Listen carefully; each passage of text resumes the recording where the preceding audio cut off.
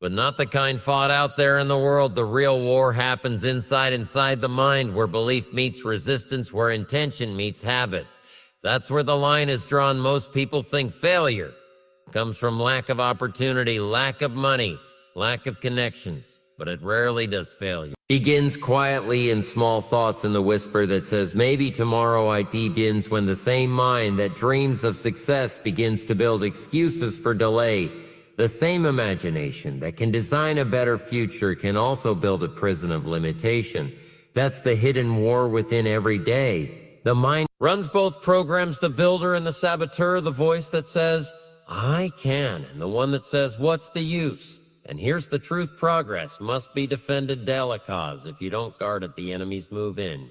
You've met them before. They live in routine and thought. In small choices they never knock. Loudly they slip in, quietly dressed as reason, comfort, or caution. And once they take root, they do their work slowly, until one day you wake up and realize that a month, a year, maybe 5 years have passed, and the dream is still sitting where it started. Progress isn't stolen, it's surrendered. Bit by bit, through distraction, through neglect, through one more excuse. You don't lose progress overnight. You drift away from it. That's why awareness is the first weapon. You must see the battle for what it is. It's not luck versus misfortune or rich versus poor. It's discipline versus drift every day. Is a vote for one side or the other. When a person says, I don't know what's holding me back, the answer is almost always invisible. It's not the market. It's not the boss. It's not the government. It's the pattern. The way the mind has been trained to retreat instead of rise, to comfort instead of confront. And here's the key: nothing outside can fix what's inside until the inside changes first. The external always follows the internal. A person doesn't achieve progress by accident any more than a garden grows by neglect. It's designed, cultivated, protected. So the question becomes, who is winning the war? Is inside the disciplined mind or the drifting one, the builder or the saboteur? Progress begins when that question is answered honestly. Not when the world changes, not when the timing feels right, but when you decide that internal resistance will no longer have the final vote. That's the moment the hidden war shifts, and from there everything: career, wealth, health, relationships starts to align, because progress is not an event. It's a defense strategy against decline. Every day you fight for let you grow stronger. Every day you ignore it, you lose ground. So if you've wondered why progress comes and goes, you know it's not because life got harder. It's because the enemies got smarter. And the first step to winning is to see them clearly. The first enemy of success: excuses, the most elegant destroyer of progress ever invented. They don't shout, they reason, they make failure sound intelligent.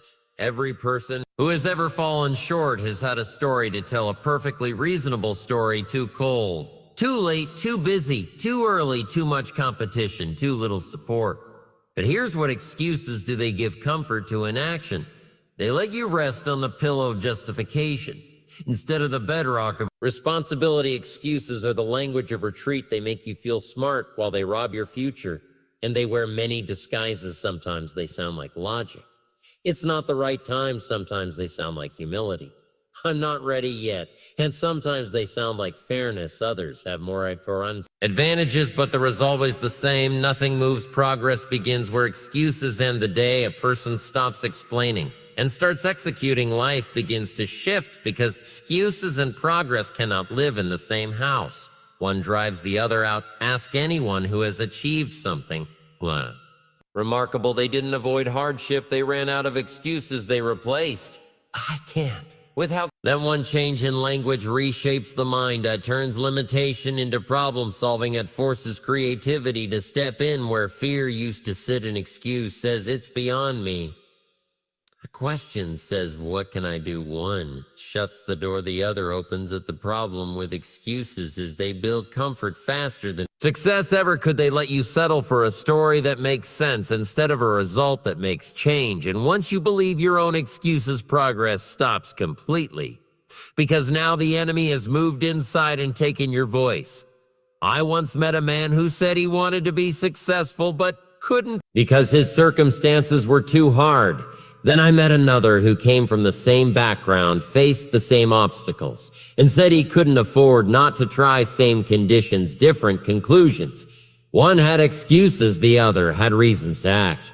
You see, life doesn't listen to X1s today. It responds to effort. The marketplace doesn't pay for intentions. IT rewards execution. The body doesn't get fit because you mean to exercise. It changes because you do. So the cure for excuses isn't inspiration, it's accountability.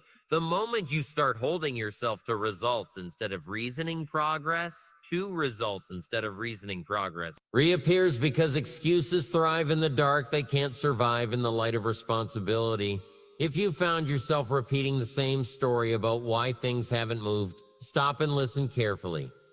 Each repetition makes the excuse stronger. Break the pattern, change the question. Instead of saying I can't because, start saying how can I. Despite that shift alone separates those who move from those who wait. Remember this, truth comfort will always try to disguise itself as logic. But logic without motion is paralysis. You can't rationalize your way to success. You can only act your way there. Excuses give you a reason to stand still. Progress demands a reason to move. So if progress is the goal, silence the stories, let results do the talking. Okay, now the success enemy of success is neglect, the slowest, quietest destroyer of all. You never notice it working until the damage is done. One missed doesn't seem like much. One ignored task feels harmless. But neglect compounds faster than effort ever could. Success has a rhythm, and neglect breaks it. It takes discipline to start, but even more discipline to maintain. Most people lose not because they can't begin, but because they can't continue. They let a small gap turn into a canyon. Neglect always begins in the smallest corner. The garden that was once green starts to brown because the watering can stay on the porch. One extra morning, the car that ran smooth begins to sputter because the oil change was delayed. The relationship that was once strong starts to fade because the words thank you and I appreciate you went unsaid for too long. It's a law of life. Everything unattended deteriorates. Health, wealth, relationships, mindset. None of them maintain themselves. The price of progress is upkeep. The rent for success is due every day, and I tend to cannot be paid in advance. The tragedy is that neglect feels harmless. At first, you tell yourself, it's only one missed workout, one skipped meeting, one postponed call. But neglect doesn't add, IT multiplies. One day becomes two, two becomes a week becomes a habit, and a habit of neglect always ends in regret. People often say, I just need to catch up. But catching up is twice as hard as keeping up. It's easier to maintain momentum than to rebuild it. The moment you stop tending to what matters, decline starts slowly at first. Then suddenly progress is a fragile thing. IT must be fed, protected, and measured. The moment it's taken for granted, it begins to slip. Even small victories need maintenance because what isn't strengthened is eventually lost. I once watched a man build a successful business through pure consistency, small steps every day. Then he grew comfortable, stopped checking the details, trusted that momentum would carry him. Within 2 years, what took him 10 to build had begun to crumble. Not from failure, but from neglect. That's the danger. Neglect doesn't make noise. It doesn't announce itself. I tell you, it's under good intentions. It whispers you've earned a break, and of course you have, but progress doesn't rest just because you do. So the defense is awareness, the discipline of checking, maintaining, reviewing. Don't let small cracks become big breaks. If the goal is worth having, it's worth guarding. When you see something slipping, your energy, your focus, your results, don't excuse it, fix it fast. A stitch in time doesn't just save 9. Saves momentum, confidence, and time itself. Think of progress as a flame. You don't need to rebuild the fire every day, but you must feed it. Miss a day, and the embers cool. Miss a few more, and the flame dies.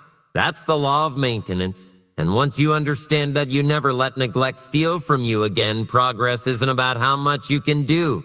It's about how long you can keep doing what matters. The small, steady disciplines that prevent decline are the true secret to growth. The third enemy of success, doubt, is the quiet thief of destiny. It doesn't stop you with force, it stops you with hesitation. Whispers just enough uncertainty to delay your action, and delay over time destroys progress. Everyone begins with a measure of belief, then comes the moment of testing, the gap between effort and evidence. That's where doubt loves to live. When the results take longer than expected, when the applause fades, when the payoff seems distant, that's when doubt begins its work. It says, maybe it'll work for you, maybe you're not ready. Maybe this dream was too big. And if you listen long enough, belief starts to shrink, action slows, confidence cracks. Soon the dream you once pursued with energy is wrapped in hesitation. Not because you lost ability, but because you lost belief. Doubt is not a sign that something is wrong. It's a sign that something important is at stake. Every great endeavor brings resistance, but progress belongs to those who act, while uncertain those who move, even when they can't yet prove. Faith is not arrogance, it's preparation. It's the decision to keep building when the evidence hasn't yet caught up. A farmer plants seeds without seeing the harvest.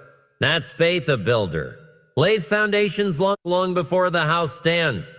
That's faith. Progress is no different. People often say, I'll believe it when I see it, but that's the language of spectators. Builders say, I'll see it because I believe it. The belief comes first. The proof follows. The mind must travel ahead of the body, or the body will never move. Doubt poisons potential. IT takes opportunity and turns IT into analysis. IT replaces movement with mental spinning. And while you're thinking about what could go wrong, someone else is testing what could go right. The cure for doubt isn't perfect knowledge, it's disciplined action. Do what you can with what you know, and let results become your teacher. The act of doing weakens the grip of doubt, because every small win adds proof that belief was not misplaced. When a person gives in to doubt, progress stops, not because the dream was impossible, but because the dreamer stopped pushing. But when belief holds firm, even in uncertainty, momentum carries them through. Faith turns effort into evidence.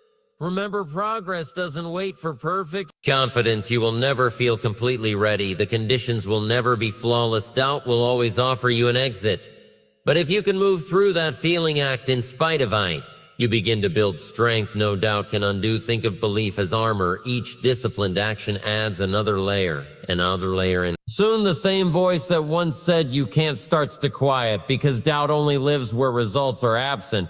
Every small success silences it a little more. So don't fight doubt with emotion, fight it with proof. Fight it by showing up, by staying in motion, by collecting your own evidence. The persistence works. That's how belief becomes unshakable, not through speeches or motivation, but through consistent experience. Progress grows in that soil, the soil of movement. While uncertain, the soil of trying. While afraid, the soil of belief before evidence. That's where the future is planted. And here is the fourth enemy of success: distraction. It steals greatness. IT doesn't destroy through failure. IT destroys through fragmentation. IT divides focus into so many small pieces that nothing of depth can grow. The world today is built for interruption. Every sound, every screen, every notification is a tug on attention, and every tug has a cost. Progress requires concentration. Scatters the mind until energy leaks away. You can't build a strong future with a divided focus. Most people aren't losing because they lack ability. They're losing because they can't stay with one thing long enough. They start something with fire, then shift, then scroll, then check, then pause. And by the end of the day, the power of their intention has been diluted into noise. Distraction is subtly disguises itself as productivity. It says just one more message, just one quick update, just a few minutes, but those minutes multiplied by days turn into stolen years. The enemy isn't always laziness. Dispersion. A mind pulled in 10 directions cannot master one. Progress requires the courage to say no to noise, to trends, to invitations that don't serve the mission. Every yes must have a reason. Every minute must have a purpose. If you want to measure a person's potential, look at what captures their attention, because attention is the currency of achievement. Wherever it flows, results follow. There's a discipline to focus. It's not about force. It's about clarity, knowing what matters most and protecting it as if your future depends on it. Because IT does ask yourself what distractions have been costing. The half-read books, the unfinished plans, the projects that start strong and fade away. Each one is a reminder that the battle for focus is never over. The greatest performers in any field share one trait: single-minded pursuit. While others chase variety, they chase mastery.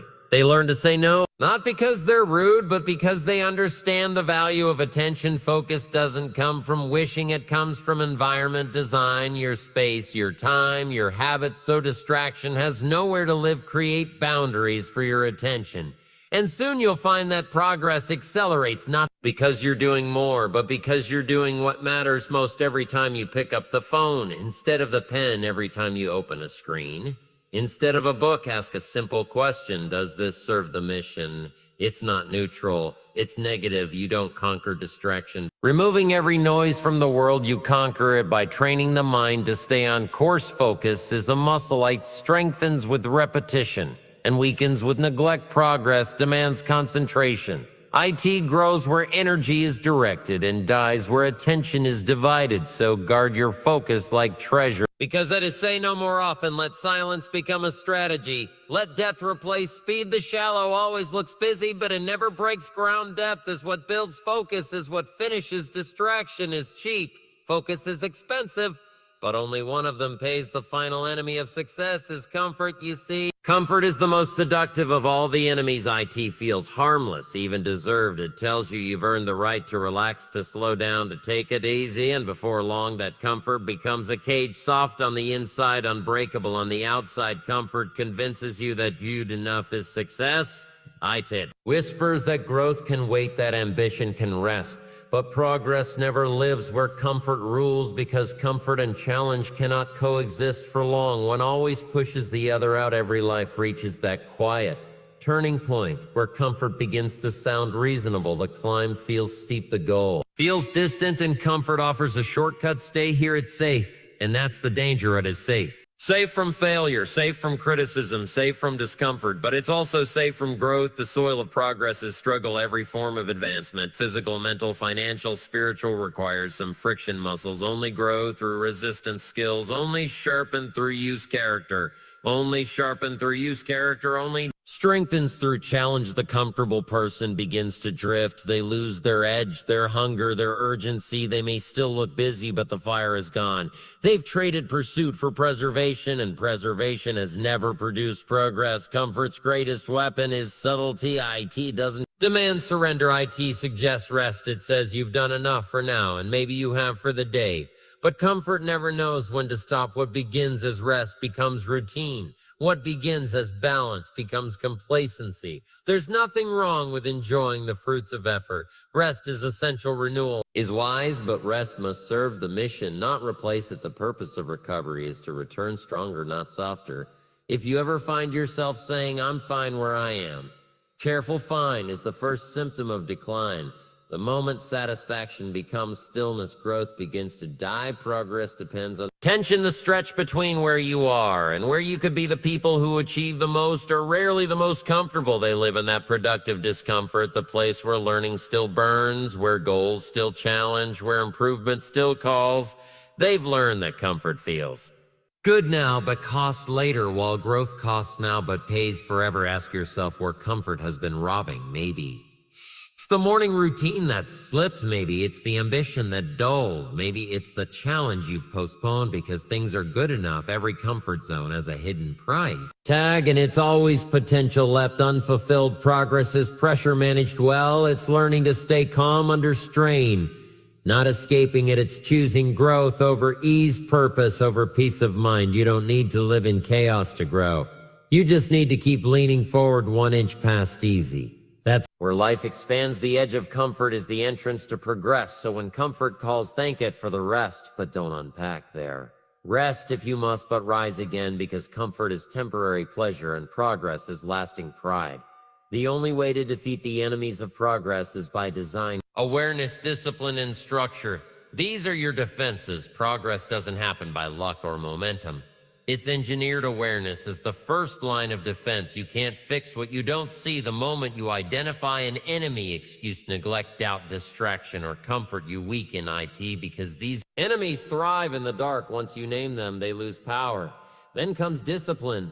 Awareness tells you what's wrong. Discipline fixes that. Discipline is doing what should be done, whether you feel like it or not. It's the daily vote for progress over drift.